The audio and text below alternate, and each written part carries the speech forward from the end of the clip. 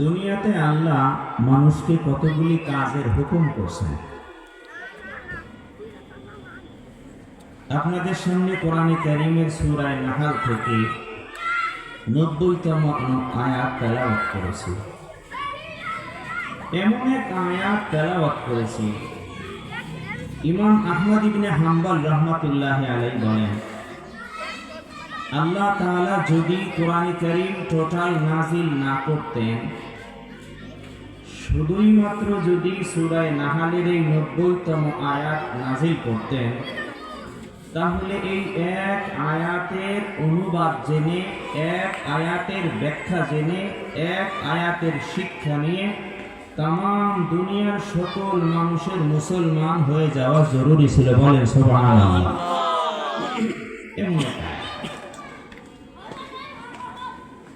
দুনিয়াবাসী যদি পুরা কোরআনে কারীম মানা ছেড়েও দেয়, কোরআনে কারীমের এক আয়াতও মানে না, শুধুই মাত্র যদি আমার এই পঠিত আয়াতের শিক্ষাকে দুনিয়ায় শিক্ষা হিসেবে নেয়, মুসলমান হোক আর না হোক সেটা ভিন্ন কথা।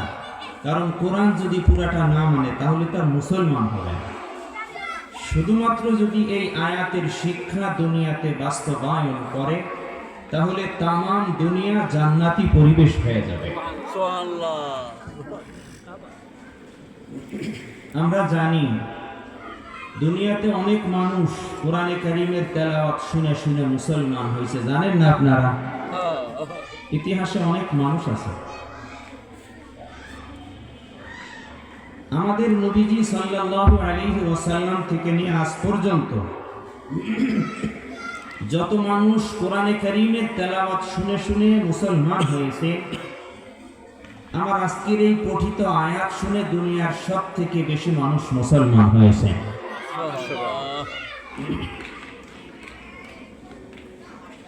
শুধুমাত্র পরের মানুষ না, সাহাবায়ে কেরামের কথা বলছি।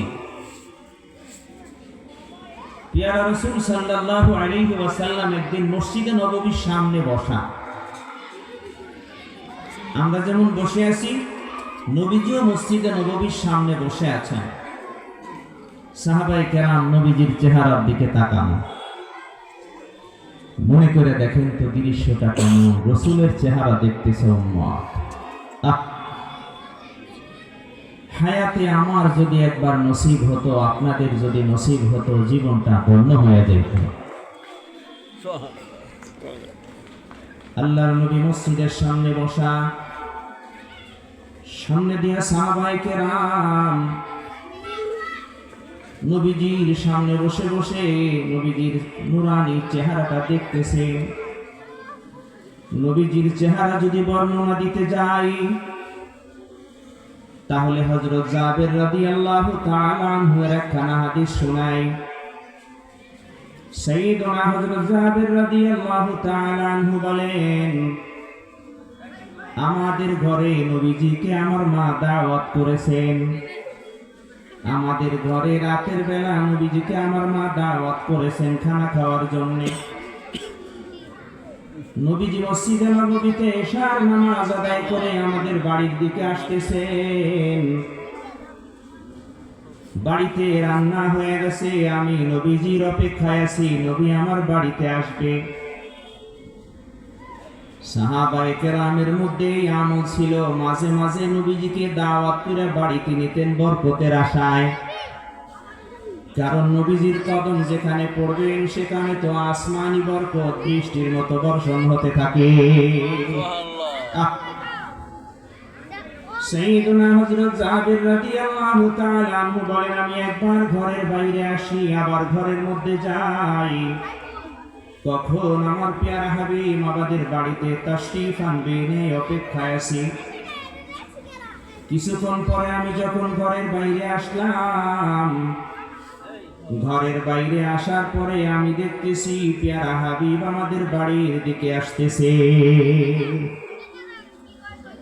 কেমন হতো যদি নবীজি আমাদের কারো বাড়িতে আসতো, তাহলে কেমন হইতো? আমাদের আবেগ আর ভালোবাসা কি পরিমাণ থাকতো নবীজিকে ঘরে নেওয়ার জন্য। সাহাবায়ে কেরামের আবেগ আর ভালোবাসা তো তার থেকে আরো হাজার গুণে বেশি। হযরত জাবের রাদিয়াল্লাহু তাআলা আনহু বলেন, নবীজি যখন আমার বাড়ির দিকে আসতেছেন, মরুভূমির রাস্তা, কোনো গাছপালা নাই, কোনো বাড়িঘর নাই। দূরের থেকে আমার নবীজিকে দেখা যাইতেছে। নবীজি আমার বাড়ির দিকে আগায় আসে। নবীর চেহারার দিকে আমি দূর থেকে তাকাই আছি। দূরে তাকায়া তাকায়া নবীর চেহারা দেখতেছি, বড় নুরানি চেহারা। নবীজির চেহারাটা ঝলমল করতেছে।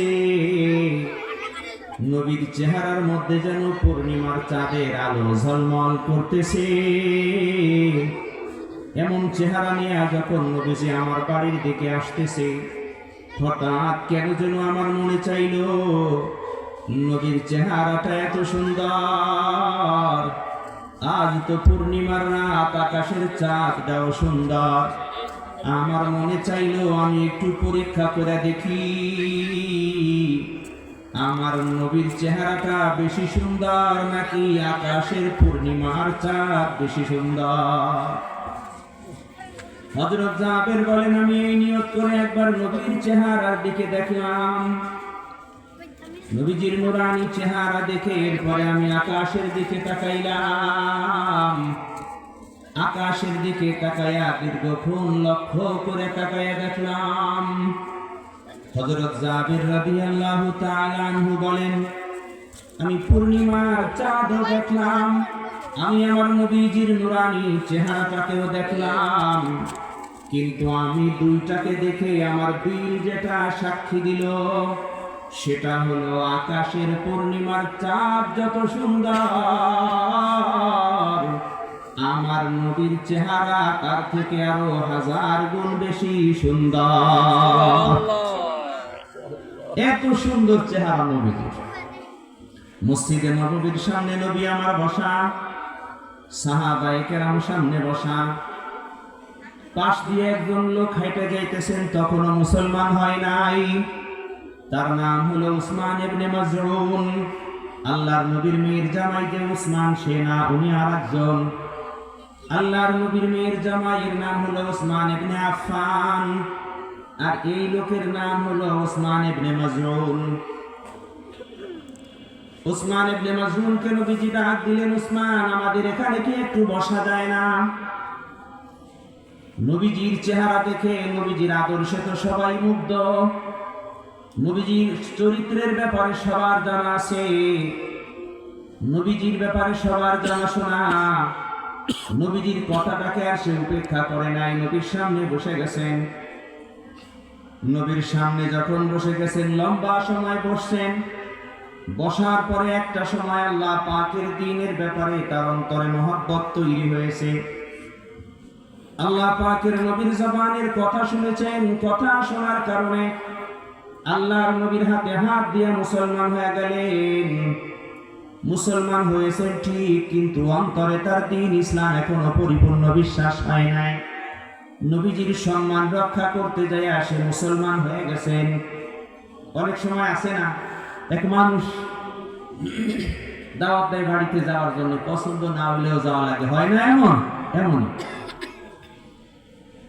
নবীজির কথা শুনে নবীজির সম্মান রক্ষা করতে যায় মুসলমান হয়েছেন হযরতে উসমান ইবনে মাজউন। কিন্তু অন্তরের মধ্যে ইসলাম তখনও প্রবেশ করে নাই।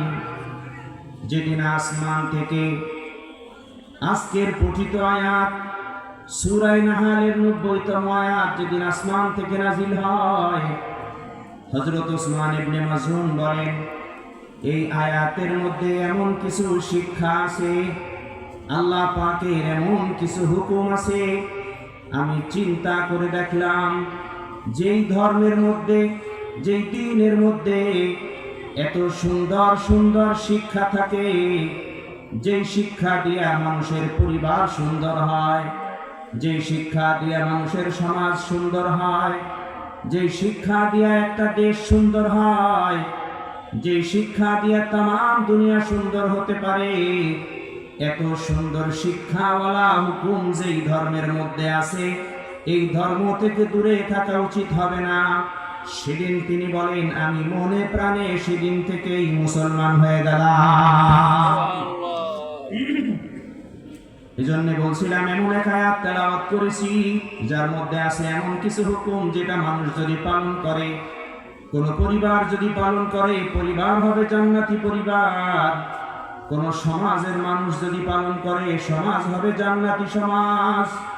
কোন দেশের মানুষ যদি পালন করে, তাহলে পুরা দেশের মানুষ, পুরা দেশটাই হবে জান্নাতি দেশ। তাম দুনিয়ার মানুষ যদি আল্লাহ পাকের এই হুকুমের উপরে আমল করে, তাম দেশটাই আল্লাহ পাকের হুকুমে, আল্লাহ পাকের রহমতে পুরা দেশটাই জান্নাতি দেশে রূপান্তর হবে। এমন এক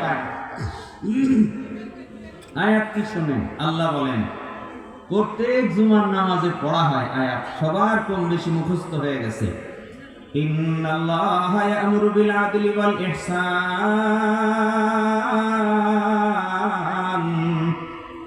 আল্লাহ তাআলা নবীর জবানে বলেন ইন্নাল্লাহা, নিশ্চয়ই আল্লাহ, ইয়া'মুরু, তিনি তোমাদেরকে আদেশ করতেছেন, বিল আদলি, ইনসাফ করার জন্য। ইন্নাল্লাহা ইয়া'মুরু বিল আদলি ওয়াল ইহসান, আল্লাহ তাআলা তোমাদেরকে হুকুম করতেছেন ইনসাফ করার জন্য।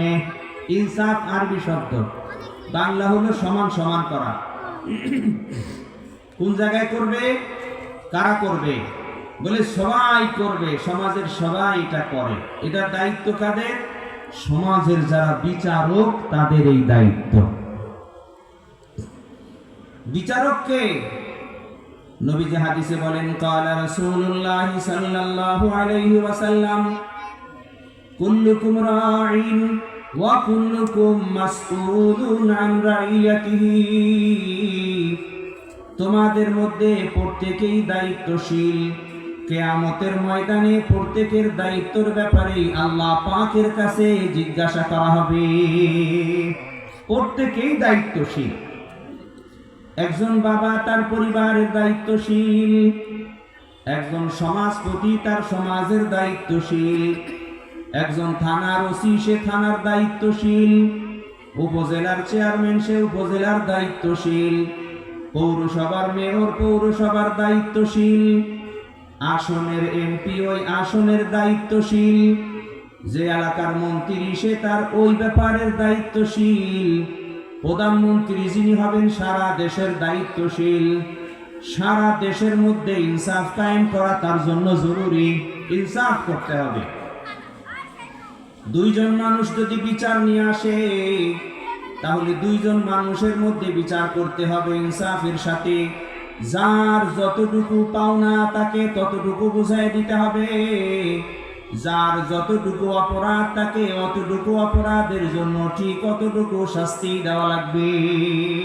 এমন বাবা হিসেবে দায়িত্বশীল। দুই সন্তান যদি ঝামেলা করে, তাহলে দুই সন্তানের মধ্যে বাবা বিচারক হয়ে ইনসাফের সাথে বিচার করা লাগবে। বাবার জন্য এমনটা করার সুযোগ নাই, ছেলে একজনের নামে জমি জমা সব লেখা দিছে আর একজনকে ঠগায় দিল, এই বিচার করার সুযোগ বাবার নাই। মেয়েকে সমস্ত জমি জমা দিয়া দিল, ছেলেকে মোটেও দিল না, এমন করার সুযোগ নাই। অথবা ছেলেকে সমস্ত জমি জমা দিয়ে দিল, মেয়েদেরকে কিছুই দিল না, এমন করার সুযোগ নাই। কেন? বলবেন আমার উপার্জন করা সম্পত্তি আমি বাবা হিসেবে যাকে দেওয়ার তাকে দিয়ে দিলাম, অসুবিধা কি? অসুবিধাটা হলো দুনিয়ার কোন মানুষ নিজের গায়ের জোরে টাকা পয়সা উপার্জন করতে পারে না যতক্ষণ পর্যন্ত আসমানওয়ালা কাউকে মহব্বত করে ভালোবাসা সম্পদ না দেয়।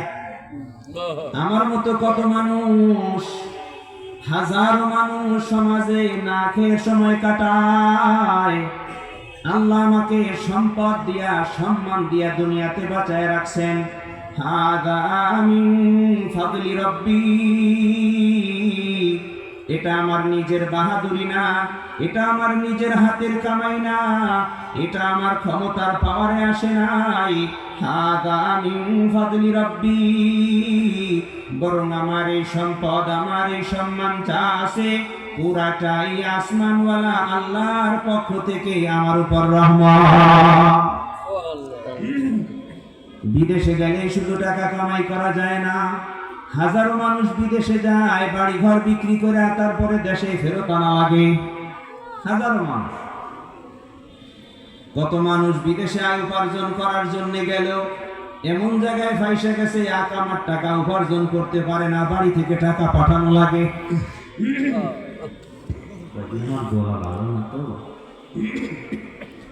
হাজারো মানুষ আছে ব্যবসা করার জন্য অনেক সম্পদ নিয়ে যায়, বাজারে সব সম্পদ রাইখা খালি হাতে বাড়ি আসা লাগে, কিছু নিয়ে আসতে পারে না।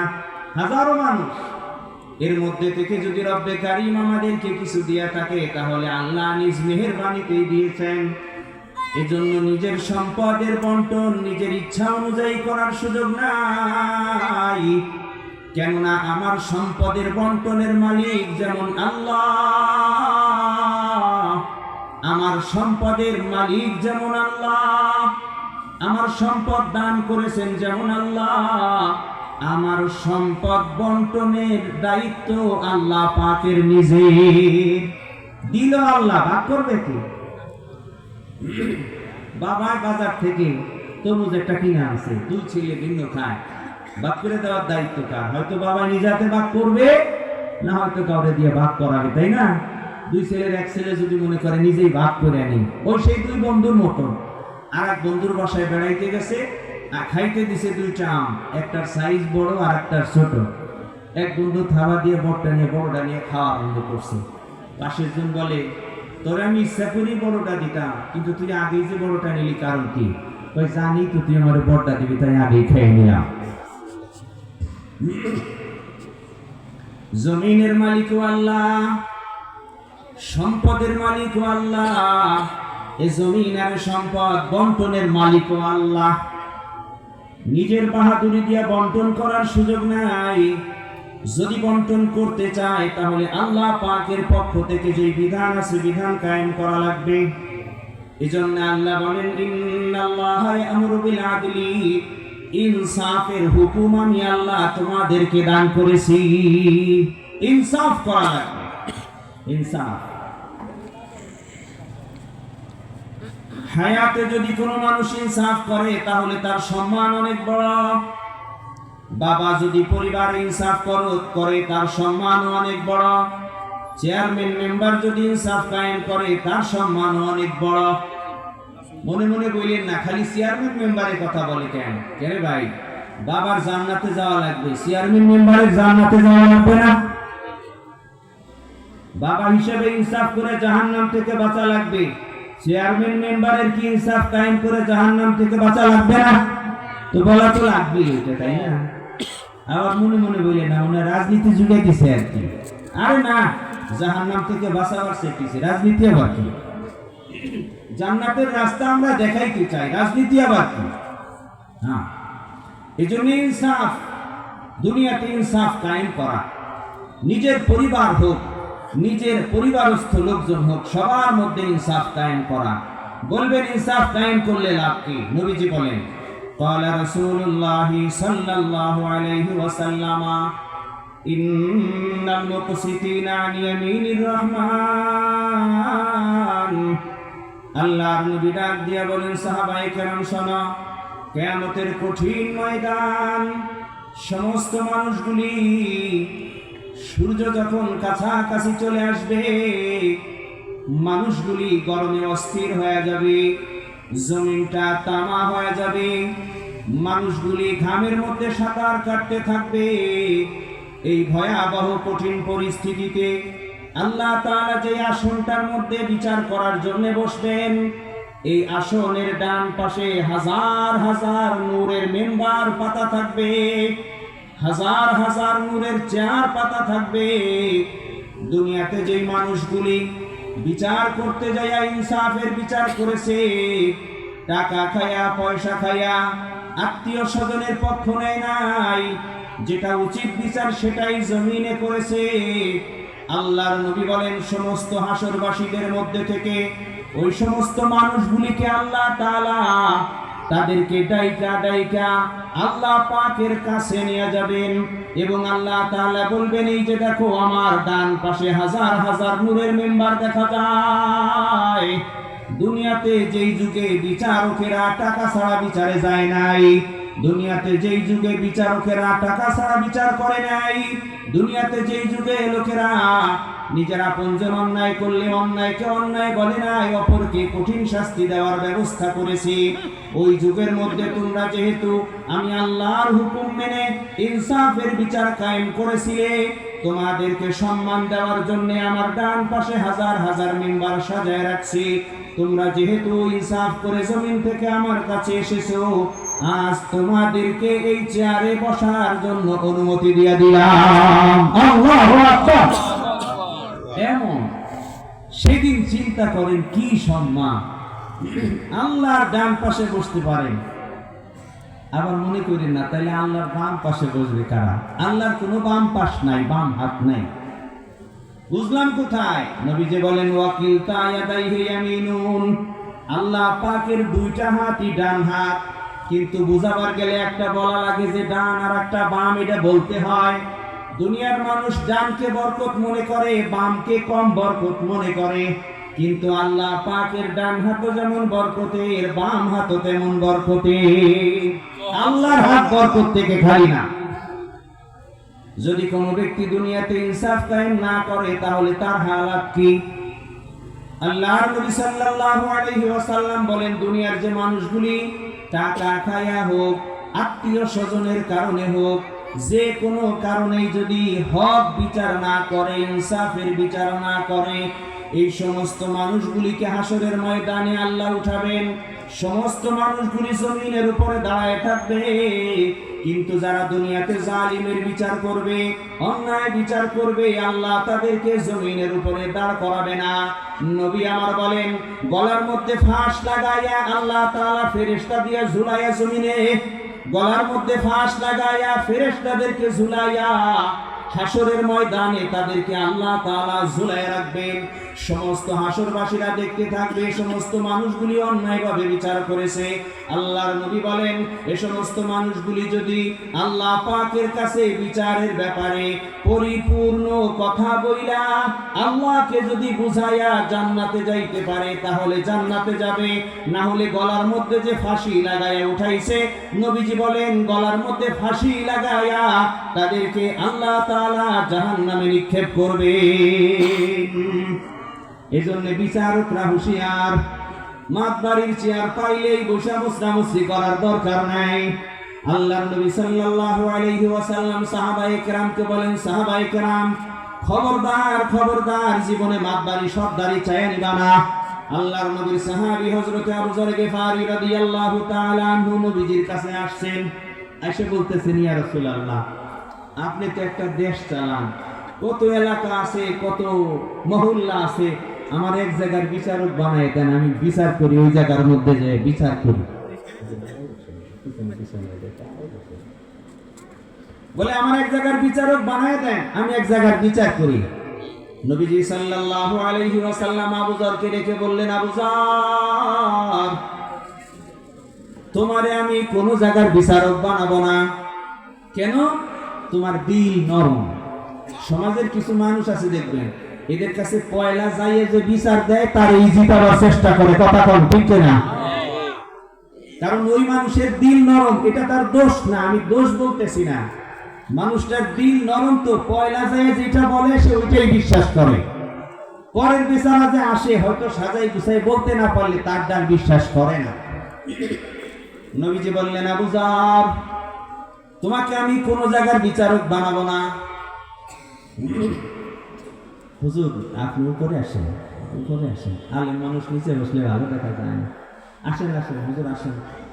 আল্লাহর নবী বললেন, আবু যর, তোমাকে আমি কোন জায়গার বিচারক বানাবো না। কেন? তোমার দিলটা নরম, তুমি উচিত বিচার করতে পারবে না, যে প্রথমে আসবে তুমি তার পক্ষে রায় দিয়ে দিবে। আল্লাহর নবী সাল্লাল্লাহু আলাইহি ওয়াসাল্লাম বললেন, আবু যর, যদি এমন হয় একটা মানুষ তোমার কাছে আসছে, একটা খেজুর নিয়ে আমারে দুই ভাগ করে দাও। এক খেজুর নিয়ে আসছে, আবু যর একটা খেজুর নিয়ে আসছে, দুইটা ভাগ করে দাও, সমান করে কাইটা দুই ভাগ করে দাও। আল্লাহর নবী বলেন, আবু যর, তুমি দুই ভাগও করতে যাও না, তোমার এই দুই ভাগও করার দরকার নাই, এত সামান্য বিচারেও তুমি যাও না। ছোট বিচারও করো না। কেন? তোমার মধ্যে বিচার করার যোগ্যতা নাই। তার মানে সে যে কম মর্তবাওয়ালা, বিষয়টা কিন্তু তা না। তার সম্মান আল্লাহ পাকের কাছে অনেক, কিন্তু বিচারের বুদ্ধি সবার সমান থাকে না, এটা মানতে হবে। বিচারের বুদ্ধি সবার সমান থাকে না। সমাজে হাজারো এমএ পাস মানুষ আছে, বিচার বুঝে না। আর হাজারো এমন মুরব্বী আছে, স্কুলের বারান্দায় জীবনে যায় নাই, তার চাইতে ভালো বিচার সমাজে আর কেউ বুঝে না। বলেন আছে না নাই? এই জন্য বিচারের জ্ঞান আলাদা, এটা সবার থাকে না। নবী বললেন, আবু যর এটা কইরো না। এই জন্য নবীজি বলেন, লা তাসআলিল ইমারাতা, খবরদার শাসন ক্ষমতা চাই নিবা না, শাসন ক্ষমতা চাই নিবা না। কেন? যদি মানুষ তোমারে সবাই মিলে ডাইকাই না একটা ক্ষমতা দেয়, তাহলে আল্লাহ তোমার তার পক্ষ থেকে তোমার প্রতি ইহসান করবেন, দয়া করবেন, এটা তুমি চালাইতে পারবে। আর যদি মানুষ তোমাকে কেউ চায় না, বরং তুমি জোর করে ক্ষমতায় আসো, তাহলে তোমার উপর দায়িত্ব চাপাই দেওয়া হবে, আল্লাহর পক্ষ থেকে কোনো রহমত আসবে না। আমাদের দেশে তো এখন সবাই, কেউ নিজে ক্ষমতা চায় না, সবাই ইচ্ছা করে এলাকার মানুষ দিয়ে দেয়, ঠিক না? কেউ নিজে চায় না যে আমি মেম্বার হই, কেউ চায় না যে আমি মেম্বার হই। এলাকার মানুষ এই যুগে একজন লাইনে বলে তুমি মেম্বার হও। বিষয়টা কি এরকম? আপনাদের কথার সাথে তো পোস্টারের সাথে মিল হইল না, মাফ করবেন। আগে পোস্টারের নিচে সবার নিচের লাইন কি লেখা থাকে? পুরসারে, পুরসারে। আপনারা দেখতে আগে বললেন যে না, পুরসারে যদি এলাকাবাসী হয় তাহলে তার নির্বাচনে টাকা খরচ করা লাগবে কেন? বলেন। এলাকার সেই জোর গলায় লিখে রাখে পুরসারে এলাকাবাসী। আরে ভাই, এলাকাবাসী যদি প্রচার করে তোমার টাকা খরচ করা লাগবে কেন? তাই না? এলাকার মানুষ তো তোমার ভোট দিবে, প্রচারে এলাকাবাসী কোথায়? দুকাবাজি, ভাগ পাই, পুরা দুকাবাজি। সমাজের কেউ চায় না, নিজের টাকা দিয়ে পোস্টার, হ্যান্ডবিল, ব্যানার, ফেস্টুন সব বানায় আর নিচে লেখে প্রচারে এলাকাবাসী। নবীজি বলেন, লা তাসআলিল ইমারাতা, খবরদার খবরদার, রাষ্ট্রীয় ক্ষমতা হোক, ছোট থানার একটা ক্ষমতা হোক, এলাকার একটা ক্ষমতা হোক, এটা তুমি চাইয়া নিবা না। এটা চাওয়ার দরকার নেই। এটা যদি তুমি চাইতে যাও, তোমার উপর চাপাই দেওয়া হবে। আর যদি তুমি না চাইয়া আল্লাহর পক্ষ থেকে পায়া যাও, মানুষ যদি তোমাকে দিয়ে দেয়, আল্লাহর পক্ষ থেকে রহম করা হবে। এজন্যে হায়াতে ইনসাফ সবার মধ্যে থাকা চাই। নবীজি সাল্লাল্লাহু তাআলা আলাইহি ওয়াসাল্লাম এর যুগে ফাতেমা নামে একজন মহিলা চুরি করে। নবীজির মেয়ে ফাতেমা না, আবার ভুল বুঝবেন না, সব ফাতেমা এক ফাতেমা না, ঠিক না? গ্রামের এক সাধারণ মহিলা ফাতেমা চুরি করে। তো যখন চুরি করে, শরীয়তে কোন মানুষ যদি চুরি করে, বলেন তার ফায়সালা কি, বিচার কি? হাত কেটে দেওয়া, ঠিক না? নবীজি ইনসাফ কায়েম করছেন, হুকুম দিয়ে দিয়েছেন ফাতেমারে হাত কেটে দাও।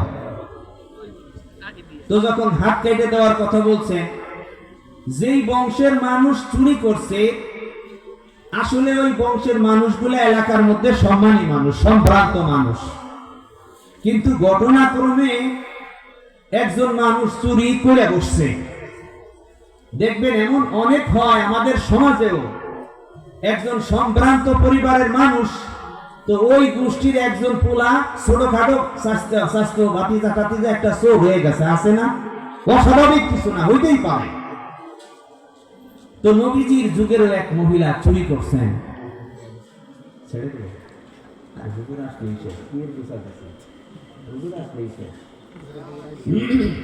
তো চুরি যখন করছেন, চুরি করার পরে নবীজি বলছেন হাত কেটে দাও, আল্লাহ পাকের হুকুম। তো হাত কাটার কথা বলছেন, সাহাবায়ে কেরামের কাছে গোষ্ঠীর লোকজন এসে সুপারিশ করতে।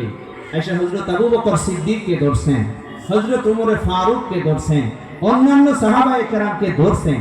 এসে বলতেছে, ভাই আবু বকর, আমাদের এই সম্ভ্রান্ত বংশ, একটা মহিলা ভুলে চুরি করে ফেলছে, এখন যদি হাত কেটে দেয় তাহলে তাম দুনিয়ার মানুষ জানবে যে আমাদের বংশের মানুষ চুরির অপরাধে হাত কাটা গেছে।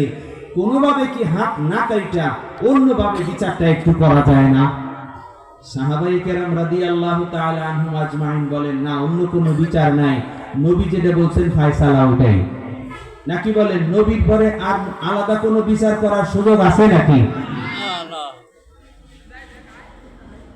তো যখন বলছে নবী যেটা বলছে ওইটাই, এরা চলে গেছে, তো আবার আসছে, আবার এসে অনুরোধ করছে, ভাই নবী তো বলছেন হাত কাটার জন্য, আপনারা একটু সুপারিশ করে দেখেন, যদি অন্য কোনোভাবে সিস্টেম করা যায়, তাদেরকে যদি টাকা পয়সা দিয়ে মানানো যায়, বোঝানো যায়, এভাবে একটু মানানো কি যায় না? সাহাবায়ে কেরাম বলেন আল্লাহ পাকের হুকুমের বিরুদ্ধে সুপারিশ করার সামর্থ্য আমাদের নাই, আমাদের কারোর নাই। বলে কি করব তাহলে? কয় এক রাস্তা আছে, খেয়াল করবে, একটা রাস্তা আছে। রাস্তা কি? বলে রাস্তা হলো আল্লাহর নবী সাল্লাল্লাহু আলাইহি ওয়াসাল্লামের একজন নাতি আছে যার নাম হলো উসামা। কি নাম? উসামা। উসামা নবীজির এক নাতি আছে। আপনাদের সাথে তো আলহামদুলিল্লাহ আমাদের প্রতি জুমাই সাক্ষাৎ হয়, সেই হিসেবে আপনাদের মহব্বত আর ভালোবাসা নিয়ে এক যুগের বেশি হয়ে গেছে আপনাদের সাথেই থাকা।